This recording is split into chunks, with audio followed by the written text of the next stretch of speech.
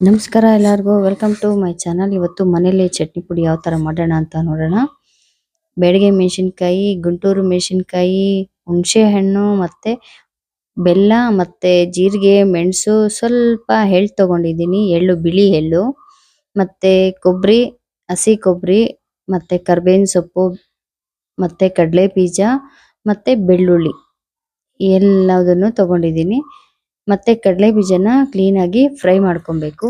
ನಾನಿಲ್ಲಿ ಡಿಫ್ರೆಂಟ್ ಆಗಿ ಮಾಡ್ತಾ ಇದ್ದೀನಿ ನೋಡಿ ಗಾಯ್ಸ್. ಯಾಕೆ ಯಾವ ತರ ಅಂದ್ರೆ ಓವೆನ್ ಅಲ್ಲಿ ಗ್ಯಾಸ್ ಉಳಿಸ್ತಾ ಇದ್ದೀನಿ ಸ್ವಲ್ಪ. ನೀವು ಕೂಡ ಗ್ಯಾಸ್ ಉಳಿಸೋರಾಗಿದ್ರೆ ನೋಡಿ ಈ ತರ ಮಾಡಿ. ನೋಡಿ ಈ ತರ ಎಲ್ಲ ಕ್ಲೀನ್ ಆಗಿ ನೋಡಿ, ಕ್ಲೀನ್ ಆಗಿ ಆಯ್ತಲ್ವಾ. ಚೆನ್ನಾಗಾಗಿದೆ, ಗೋಲ್ಡನ್ ಬ್ರೌನ್ ಬಂದಿದೆ ಕಡಲೆ ಬೀಜ ಎಲ್ಲಾನು. ಮತ್ತೆ ಅದೇ ಇದ್ರಲ್ಲಿ ಕರ್ಬೇವಿನ ಸೊಪ್ಪು ಕೂಡ ಓವೆನ್ ಅಲ್ಲೇ ಇಡ್ತಾ ಇದ್ದೀನಿ ನಾನು. ನೀವು ಓವೆನ್ ಯೂಸ್ ಮಾಡೋದಿಲ್ಲ ಆಗೋದಿಲ್ಲ ಅಂತ ಅಂದ್ರೆ ನೀವು ಬೇಕಂದ್ರೆ ಸ್ಟವ್ ಮೇಲೆ ಬಾಂಡ್ಲಿನಲ್ಲಿ ತವ ಮೇಲೆನೆ ಹುರ್ಕೊಬಹುದು ಕ್ಲೀನ್ ಆಗಿ. ಹಸಿದೆ ಯಾಕೆ ಹಾಕೋದಿಲ್ಲ ಕರ್ಬೇವಿನ ಸೊಪ್ಪು ಅಂದ್ರೆ 3 days ಇಡೋ ತರ ಇದ್ರೆ ಬೇಕಂದ್ರೆ ಹಸಿದೆ ಹಾಕೋಬಹುದು.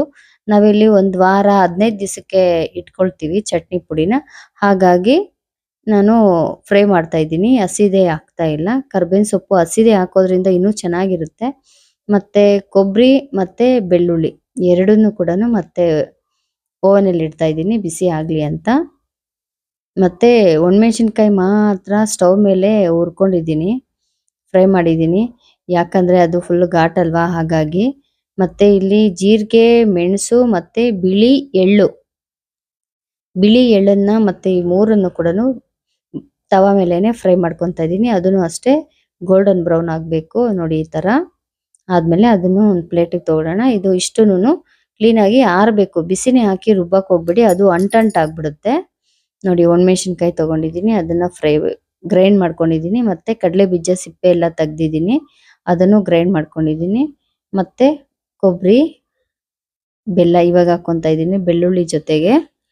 ಮತ್ತೆ ಹುಣಸೆ ಹಣ್ಣು, ಮತ್ತೆ ಕರ್ಬೇವಿನ ಸೊಪ್ಪು, ಮತ್ತೆ ಇದು ಜೀರಿಗೆ, ಮೆಣಸು, ಬಿಳಿ ಎಳ್ಳು, ಮತ್ತೆ ರುಚಿಗೆ ತಕ್ಕಷ್ಟು ಉಪ್ಪು. ನಿಮ್ಗೆ ಎಷ್ಟು ಉಪ್ಪು ಬೇಕು ರುಚಿ ನೋಡ್ಕೊಂಡು ಹಾಕೊಳ್ಳಿ.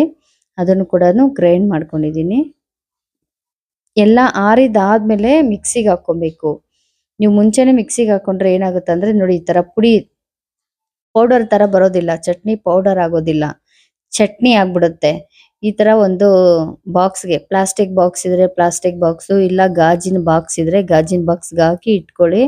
15 ದಿವಸ ಬರುತ್ತೆ. ಈ ತರ ದೋಸೆ ಮಾಡುವಾಗ ದೋಸೆ ಮೇಲೆ ಉದುರ್ಸ್ಕೊಬಹುದು. ಮತ್ತೆ ಚಟ್ನಿ ಜೊತೆ ತುಪ್ಪ ಚಟ್ನಿ ಜೊತೆ ಹಾಕೊಂಡ್ ತಿಂತ ಇದ್ರೆ ಬಾಯಲ್ಲಿ ನೀರ್ ಬರುತ್ತೆ ನೋಡಿ. ಈ ತರ ಸ್ಟೋರ್ ಮಾಡಿ ಇಟ್ಕೊಳ್ಳಿ. ನಾನಿಲ್ಲಿ ಗಾಜ್ ಬೌಲ್ಗೆ ಹಾಕೊಂಡು ಇಟ್ಕೊಂತ ಇದ್ದೀನಿ. 15 ದಿವಸ ಬರುತ್ತೆ. ಕಮೆಂಟ್ ಮಾಡಿ ಯಾವ ತರ ಬಂದಿದೆ ಅಂತ. ಮಿಸ್ ಮಾಡಕ್ಕೆ